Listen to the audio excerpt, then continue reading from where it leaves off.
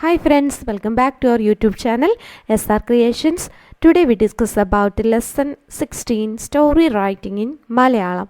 ഇന്ന് നമ്മൾ പഠിക്കാൻ പോകുന്നത് മലയാളത്തിലൊരു സ്റ്റോറി എഴുതുന്നതിനെക്കുറിച്ചാണ്. അപ്പോൾ സ്പോക്കൺ ഇംഗ്ലീഷ് ക്ലാസ്സിൽ മലയാളത്തിൻ്റെ പ്രാധാന്യത്തെക്കുറിച്ച് ഞാൻ കഴിഞ്ഞ ക്ലാസ്സിലൊക്കെ പറഞ്ഞിട്ടുണ്ടായിരുന്നു. കൂട്ടുകാരെ ആരെങ്കിലും ആ ക്ലാസ് കാണാത്തവരുണ്ടെങ്കിൽ തീർച്ചയായിട്ടും കാണുക കേട്ടോ.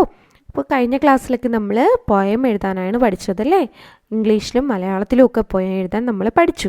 അപ്പോൾ നമ്മൾ ഇന്ന് പഠിക്കാൻ പോകുന്നത് മലയാളത്തിലൊരു സ്റ്റോറി എഴുതാനാണ് പോകുന്നത്. അപ്പോൾ കൂട്ടുകാരുടെയൊക്കെ എക്സാമിൽ കണ്ടുവരുന്ന ഒരു ചോദ്യമാണ് സ്റ്റോറി റൈറ്റിംഗ് അല്ലേ.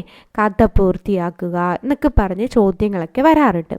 അപ്പോൾ അത് എഴുതാൻ വളരെ ഈസി ആയിരിക്കും. അപ്പോൾ കൂട്ടുകാർ ഇക്കാര്യം പഠിച്ചു വെച്ചിരിക്കുക.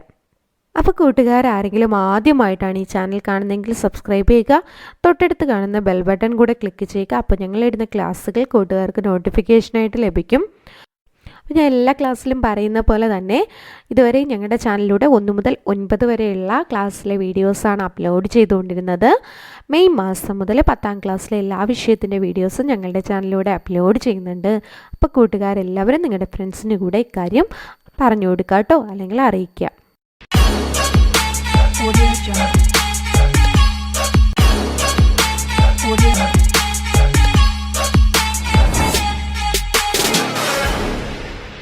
അപ്പം നമുക്ക് നേരെ ലെസണിലേക്ക് കിടക്കാം. Lesson 16 story writing in Malayalam. അപ്പം നമ്മൾ ഇന്ന് മലയാളത്തിലൊരു സ്റ്റോറി എഴുതാനായിട്ട് പോവുകയാണ്. കൂട്ടുകാർക്കറിയാമോ വാട്ട് ഈസ് സ്റ്റോറി റൈറ്റിംഗ്? എന്താണ് story writing? Story writing is also an easy part of a sentence writing. We discuss the parts of a good story. അപ്പോൾ നമ്മൾ ഇന്ന് നോക്കാൻ പോകുന്നത് ഒരു നല്ല സ്റ്റോറിയുടെ, നല്ല കഥയുടെ 3 പാർട്സുകളെ കുറിച്ചാണ്. നമ്മൾ നല്ലൊരു പോയത്തിൻ്റെ 3 പാർട്സുകളെ കുറിച്ച് കഴിഞ്ഞ ക്ലാസ്സിൽ പറഞ്ഞിട്ടുണ്ടായിരുന്നു അല്ലേ. അപ്പോൾ ഇന്ന് നമ്മൾ പഠിക്കുന്നത് ഒരു നല്ല സ്റ്റോറിയുടെ 3 ഭാഗങ്ങളെക്കുറിച്ചാണ്. അതുപോലെ തന്നെ സെൻറ്റൻസ് റൈറ്റിങ്ങിൻ്റെ very ഇമ്പോർട്ടൻ്റ് ആയിട്ടുള്ള ഒരു ഭാഗമാണ്, ഒരു പാർട്ടാണ് സ്റ്റോറി റൈറ്റിംഗ് എന്ന് പറയുന്നത്. അപ്പോൾ നമുക്ക് നോക്കാം എന്തൊക്കെയാണ് ഒരു ഗുഡ് സ്റ്റോറിക്കുള്ള പാർട്സുകൾ. First one is it should have a heading. അപ്പോൾ ഒരു ഗുഡ് സ്റ്റോറിക്ക് ഒരു ഹെഡിങ് ഉണ്ടായിരിക്കണം. നമ്മൾ പോയത്തിലും പറഞ്ഞു ഒരു ഹെഡിങ് ഉണ്ടായിരിക്കണം. Heading must be simple and small. Heading എപ്പോഴും വളരെ ലളിതമായത് ആയിരിക്കണം. അതുപോലെ തന്നെ ഒത്തിരി നീണ്ടതൊന്നും ആവരുത്, വളരെ ചെറുതുമായിരിക്കണം. അപ്പോൾ ഫസ്റ്റ് പാർട്സ് നമ്മൾ പഠിച്ചു. It should have a heading, it must B simple and small. അപ്പോൾ ഒന്നാമത്തെ പാർട്ട് പഠിച്ചു കഴിഞ്ഞു. ഇനി സെക്കൻഡ് പാർട്ട് എന്താ നോക്കിയേ. It should have a theme. ഇതിനൊരു തീം ഉണ്ടായിരിക്കണം, ഒരു ഉള്ളടക്കം ഉണ്ടായിരിക്കണം അല്ലേ. ഒരു കഥയ്ക്കകത്ത് എന്തെങ്കിലും വായിക്കാനായിട്ട് ഇൻട്രസ്റ്റിംഗ് ആയിട്ടുള്ള ഒരു ടോപ്പിക് ഉണ്ടാവണ്ടേ, അതാണ് പറയുന്നത്. ഒരു തീം ഉണ്ടാവണം, ഒരു ടോപ്പിക് ഉണ്ടായിരിക്കണം. Theme should be understandable for audience. ഓഡിയൻസിന് അല്ലെങ്കിൽ വായനക്കാർക്ക് മനസ്സിലാകുന്ന തരത്തിലായിരിക്കണം ഈ തീം അല്ലെങ്കിൽ ഈ ഒരു ടോപ്പിക്ക് അല്ലെങ്കിൽ ഈ ഒരു ഉള്ളടക്കം എന്ന് പറയുന്നത്. It should be understandable for audience. ഓഡിയൻസിന് മനസ്സിലാകുന്ന തരമായിരിക്കണം തീം എന്ന് പറയുന്നത്. Third and last part of a good story is should be understandable. It should be understandable. ഇത് മനസ്സിലാകുന്ന തരത്തിലായിരിക്കണം. നമ്മളിപ്പോൾ ഏതെങ്കിലും ഒരു ഭാഷയിൽ എഴുതി കഴിഞ്ഞാൽ അത് വായനക്കാർക്ക് ആ ഭാഷ മനസ്സിലാകണമെന്നില്ല. എന്നാൽ കൂടിയും ആ കഥയെ ഇഷ്ടപ്പെടാൻ കഴിവുള്ള അത്തരത്തിൽ വളരെ വ്യക്തമായിട്ടുള്ള ഒരു ഭാഷാ ശൈലിയിൽ വേണം എഴുതാനായിട്ട്. അതാണ് ഇവിടെ പറയുന്നത്. It should be understandable. ഇത് മനസ്സിലാകുന്ന തരത്തിലായിരിക്കണം സ്റ്റോറി എഴുതേണ്ടത്.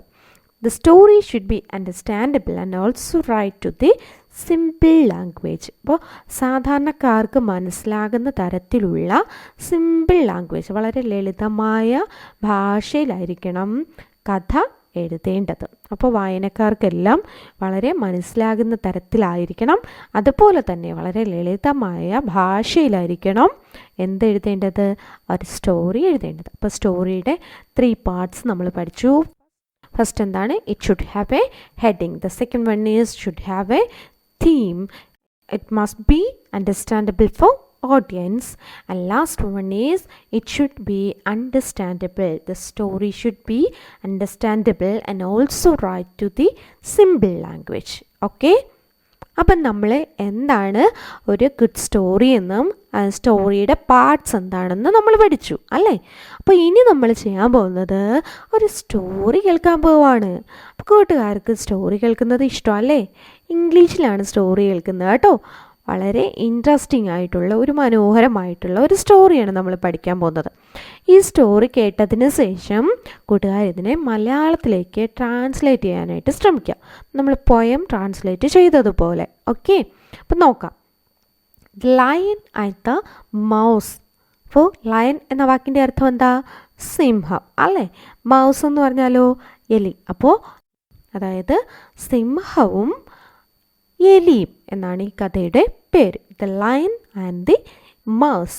ആൻഡ് മൗസ് എന്നും വരാം. നോക്കിയേ. The lion and the mouse. A lion was sleeping in the jungle when a mouse started running up and down his body just for fun.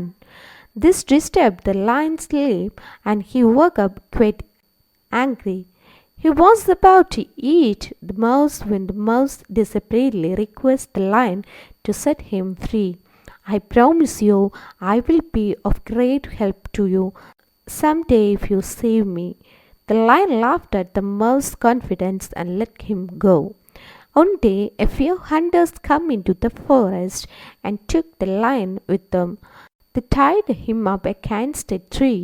The lion was struggling to get out and started to whimper. Soon, the mouse walked past and noticed the lion in trouble. Quickly, he ran and gnawed on the rope to set the lion free. Both of them sped off into the jungle. അപ്പോൾ നമ്മളിവിടെ മനോഹരമായൊരു English story കേട്ടു അല്ലേ. Did you like the story? കൂട്ടുകാർക്ക് ഈ story ഇഷ്ടമായോ? ഇഷ്ടമായല്ലേ? എൻ്റെ അർത്ഥം കൂടെ അറിഞ്ഞാൽ കൊള്ളായിരുന്നില്ലേ? ഉണ്ടല്ലേ. അപ്പോൾ ലയൺ എന്ന വാക്കിൻ്റെ അർത്ഥം നമ്മൾ നേരത്തെ പറഞ്ഞു അല്ലേ. എന്താ അത്? സിംഹം. ഇനി കൂട്ടുകാർ ചെയ്യേണ്ടത് ഈ കഥ ഇതുപോലെ കൂട്ടുകാരുടെ നോട്ട് ബുക്കിലൊന്ന് എഴുതി വയ്ക്കുക. എഴുതി വച്ചതിന് ശേഷം അറിയാവുന്നുള്ള വാക്കുകളുടെ അടിയിൽ അണ്ടർലൈൻ ചെയ്തിട്ട് അതിൻ്റെ മുകളിലായിട്ട് അതിൻ്റെ അർത്ഥങ്ങൾ എഴുതി വയ്ക്കുക. എന്നിട്ട് ഈ കഥയെ മലയാളത്തിലേക്ക് ട്രാൻസ്ലേറ്റ് ചെയ്യാനായിട്ട് ശ്രമിക്കുക. നോക്കിയേ, ഞാനിവിടെ ട്രാൻസ്ലേറ്റ് കൊടുത്തിട്ടുണ്ട്. സിംഹവും എലിയും. ഒരിക്കൽ ഒരു സിംഹം കാട്ടിൽ ഉറങ്ങിക്കിടക്കുമ്പോൾ ഒരു എലി അവൻ്റെ ദേഹത്ത് കയറി ഇറങ്ങി ഓടാൻ തുടങ്ങി. ഇത് സിംഹത്തിൻ്റെ ഉറക്കം കെടുത്തി. അവൻ ദേഷ്യത്തോടെ ഉണർന്നു. അവൻ എലിയെ ഭക്ഷിക്കാൻ പോവുകയായിരുന്നു. തന്നെ മോചിപ്പിക്കാൻ സിംഹത്തോട് എലി തീവ്രമായി അഭ്യർത്ഥിച്ചു. ഞാൻ നിന്നോട് വാഗ്ദാനം ചെയ്യുന്നു, നീ എന്നെ രക്ഷിച്ചാൽ എന്നെങ്കിലും ഞാൻ നിനക്ക് വലിയ സഹായമായിരിക്കും.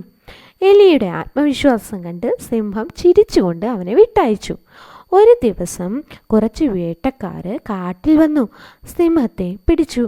അവർ അവനെ ഒരു മരത്തിൽ കെട്ടിയിട്ടു. പുറത്തിറങ്ങാൻ പാടുപെടുന്ന സിംഹം വിതുമ്പാൻ തുടങ്ങി. താമസിയാതെ ആ എലി അതുവഴി കടന്നുപോയി. സിംഹം കുഴപ്പത്തിൽ നിൽക്കുന്നത് ശ്രദ്ധിച്ചു. വേഗം ഓടിച്ചെന്ന് കയറിൽ കടിച്ചു സിംഹത്തെ മോചിപ്പിച്ചു. ഇരുവരും അതിവേഗം കാട്ടിലേക്ക് പാഞ്ഞു. കൂട്ടുകാരെ, ഇതാണ് ഇംഗ്ലീഷ് സ്റ്റോറിയുടെ മലയാളത്തിലെ ട്രാൻസ്ലേഷൻ എന്ന് പറയുന്നത്. മലയാളത്തിൽ ആ സ്റ്റോറി ഞാൻ പറഞ്ഞു തന്നതാണ്. അപ്പോൾ കൂട്ടുകാർ ഇനി ചെയ്യേണ്ടത് ഇതുപോലെ ഒരു മനോഹരമായൊരു കുഞ്ഞു സ്റ്റോറി എടുക്കുക. എന്നിട്ട് അതിൻ്റെ മലയാളം മീനിങ് കണ്ടെത്താനായിട്ട് ശ്രമിക്കുക കേട്ടോ. അപ്പോൾ എക്സസൈസ് എന്തൊക്കെയാണെന്ന് നോക്കി. Try to write a story. ഒരു സ്റ്റോറി എഴുതാനായിട്ട് കൂട്ടുകാർ ശ്രമിക്കുക. Try to understand the word meaning. അതിൻ്റെ ആ വാക്കുകളുടെ അർത്ഥങ്ങളൊക്കെ കണ്ടുപിടിക്കാനായിട്ട് ശ്രമിക്കുക. അപ്പോൾ കൂട്ടുകാരെ, നമ്മളിന്ന് 16ാമത്തെ ലെസണാണ് പഠിച്ചത്, സ്റ്റോറി റൈറ്റിംഗ് ഇൻ മലയാളം. അപ്പോൾ കൂട്ടുകാർ പഠിച്ച കാര്യങ്ങളൊക്കെ ഒന്ന് ഓർത്തു വയ്ക്കുക. എക്സസൈസൊക്കെ നന്നായി ചെയ്യുക. ഒരു സ്റ്റോറി എഴുതുക. എന്നിട്ട് അതിൻ്റെ മലയാളം അർത്ഥമൊക്കെ കൂട്ടുകാരെന്ന് എഴുതി വയ്ക്കുക കേട്ടോ. അപ്പോൾ കൂട്ടുകാർക്കൊക്കെ ക്ലാസ്സുകൾ ഇഷ്ടമാവുകയാണെങ്കിൽ ലൈക്ക് ചെയ്യുക. നിങ്ങളുടെ കൂട്ടുകാർക്ക് കൂടി ഷെയർ ചെയ്ത് കൊടുക്കുക. അപ്പോൾ എന്തെങ്കിലും അഭിപ്രായങ്ങളോ നിർദ്ദേശങ്ങളോ ഒക്കെ ഉണ്ടെങ്കിൽ കൂട്ടുകാർ കമൻറ്റ് ബോക്സിലൂടെ ഞങ്ങളെ അറിയിക്കുക. അപ്പോൾ അടുത്ത ക്ലാസ്സിൽ നമുക്ക് ഒരുമിച്ച് കാണാം. Thank you for watching.